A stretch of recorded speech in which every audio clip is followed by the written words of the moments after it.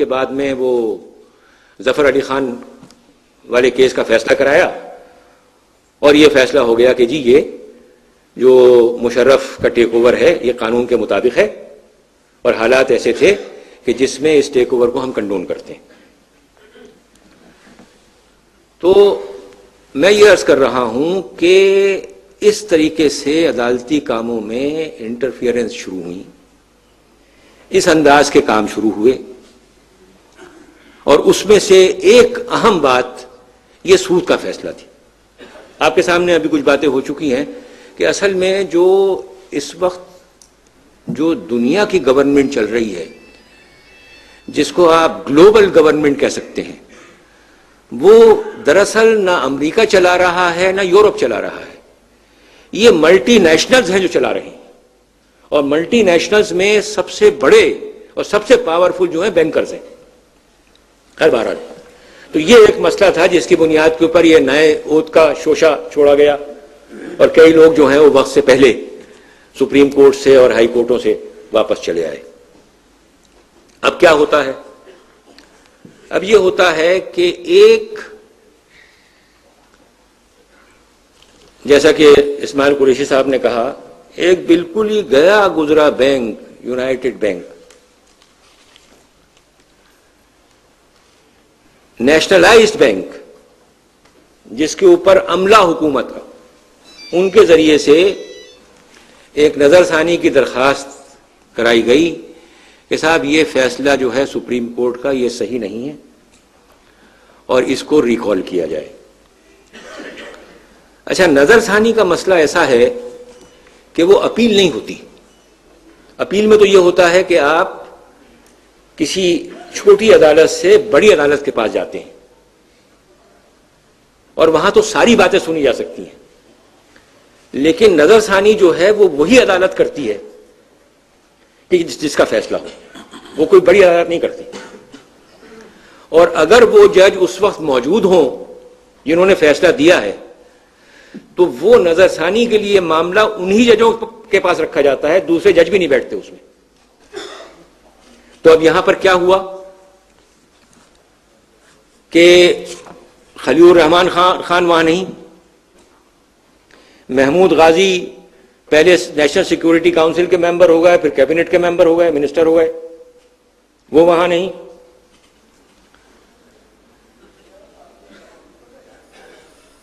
اب وہاں پر جو بینچ تھی اس میں صرف تقی عثمانی ایک ایسے جج تھے، عالم جج جو کہ وہاں موجود تھے، باقی اور منیر شیخ، دو جج وہاں پر ایسے موجود تھے جو کہ اس بینچ میں تھے، باقی تین جج وہاں موجود نہیں تھے۔ اب وہاں پر جو درخواست دی گئی اس کے متعلق غلط فہمی ہے، غلط فہمی میں آپ کے سامنے دور کرنا چاہتا ہوں۔ وہاں درخواست جو دی گئی وہ دراصل ریویو کی نظر ثانی کی درخواست تھی، اور اس کے ساتھ میں ایک منسلک درخواست تھی اسٹے کی، کہ یہ جو وقت دیا گیا ہے اس وقت کو میں اضافہ کر دیا جائے۔ تو اس وقت تک کیا کام ہوا تھا؟ اس وقت تک شیخ ریاض چیف جسٹس ہو گئے تھے،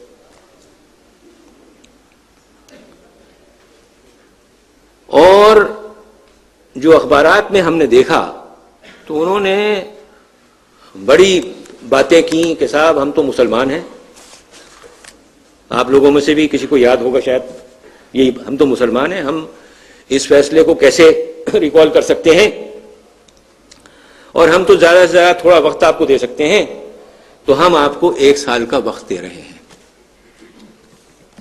اب اگر یہ بات تھی، آپ 1 سال کا وقت ان کو دینا بھی چاہتے تھے، حالانکہ کوئی جواز نہیں تھا دینے کا،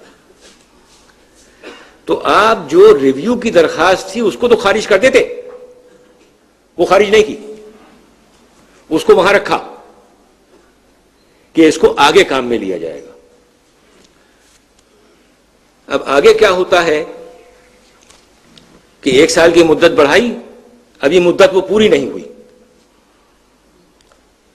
کہ وہ ریویو کی درخواست پھر کھڑی ہوئی، کیونکہ نیا سال شروع ہوتا ہے 1 جولائی سے، 1 جولائی آنے سے پہلے وہ پھر کھڑی ہوئی۔ اس مرتبہ وہ جس کو کہتے ہیں ساری چیزیں بالکل سامنے آ گئے کہ جی ریویو کریں اب. انہوں نے مشکل سے 3 4 5 سنوائی کے اندر وہ کام جو کہ اتنی محنت سے ہوا تھا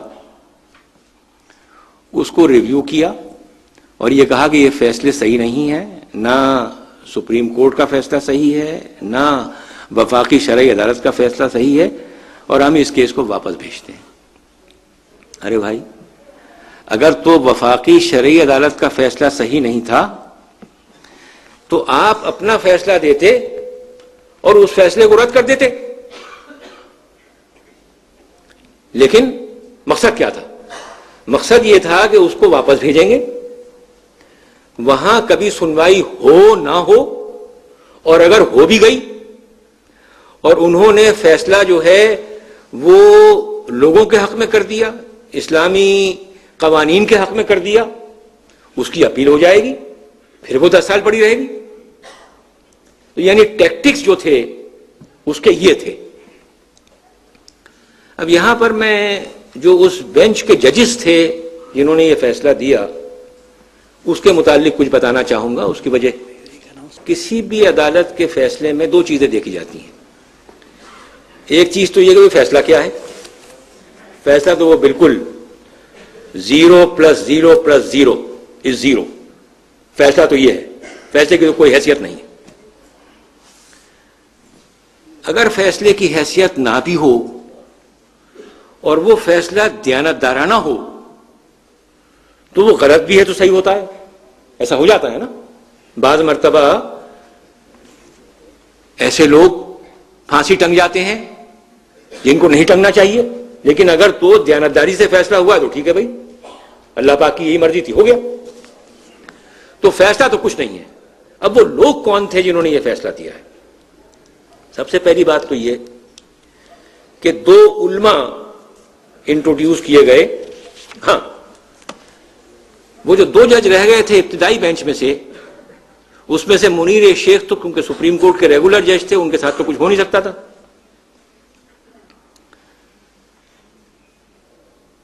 مفتی تقی عثمانی صاحب کو ڈی نوٹیفائی کر دیا گیا کہ وہ یہ کیس نہیں سن سکتے. حالانکہ مفتی صاحب نے بھی ایک بہت بڑی غلطی کی، اور وہ یہ کی کہ انہوں نے بھی پی سی او کا حلف لے لیا. ان کو لینا نہیں چاہیے تھا. بہرحال انہوں نے یہ لے لیا تھا اور انہوں نے 1 سال کی ایکسٹینشن دے دی تھی. وہ بھی ان کے لیے کافی نہیں تھا. جس وقت کے نظر ثانی کی درخواست بذات خود سنوائی کے لیے آئی تو مفتی عثمانی صاحب انہیں قبول نہیں تھے، انہیں ڈی نوٹیفائی کر دیا گیا، اور ان کے بجائے 2 علماء جج لیے گئے. ایک تو ڈاکٹر خالد محمود اور دوسرے رشید احمد جالندری. یہ وہ لوگ ہیں جن کے متعلق کبھی کسی نے سنا بھی نہیں کہ یہ بھی کوئی عالم ہے. یعنی آپ یہ سوچیں کہ بھائی اگر آپ نے کسی عالم کو سپریم کورٹ میں لینا ہے تو اس کا کچھ تو اسٹیچر ہونا چاہیے. نتیجہ کیا ہے؟ نتیجہ یہ ہے کہ یہ فیصلہ دینے کے بعد، نظر ثانی کا فیصلہ دینے کے بعد اور کیس کو واپس پھینکنے کے بعد ان دونوں علماء کے متعلق کبھی تذکرہ بھی نہیں سنا ہوگا آپ نے کہ یہ بھی سپریم کورٹ کی اپیلیٹ بینچ کے جج ہیں، کیونکہ ان کا تو کام ہی یہی تھا. جو ان سے کام لینا تھا سو لے لیا. اب تو وہ بینچ بھی فعال نہیں ہے، اب تو کچھ بھی فعال نہیں. اچھا، یہ 2 آدمی تو یہ تھے. اب رہ گئے 3 آدمی. منیر شیخ صاحب جنہوں نے ابتدائی فیصلے میں کانکر کیا تھا دیگر فیصلوں کے ساتھ میں، انہوں نے نظر ثانی کے فیصلے میں اپنا ایک پیراگراف کا بھی نوٹ نہیں لکھا کہ جی مجھے کیا ہو گیا تھا، میں نے وہ غلط فیصلہ کیسے دے دیا. ایک پیراگراف کا نوٹ بھی نہیں ہے ان کا. چلے منیر صاحب کا یہ ہوا. دوسرے 2 جج رہ گئے. ایک صاحب تو وہ تھے فاروق صاحب،